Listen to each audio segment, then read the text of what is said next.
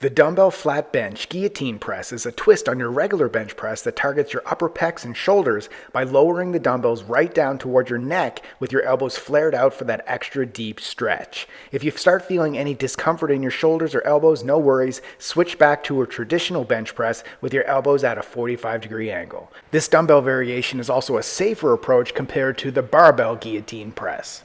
Here's how to do it correctly. While holding a pair of dumbbells, lie flat on your bench with your feet planted firmly on the floor for maximum stability. Press the dumbbells up using an overhand grip. Before lowering the dumbbells, shrug your shoulders up and flare your elbows out to lock in the proper guillotine positioning. Under control, slowly bring the dumbbells down toward your neck area, keeping your elbows flared out to really stretch out those upper pecs. Once you hit that deep stretch, pause briefly, then exhale as you press the dumbbells back up in a smooth, controlled motion until your arms are nearly locked out. Repeat for reps. Don't stop learning now. Click this video to master the next move with perfect form while avoiding the most common mistakes.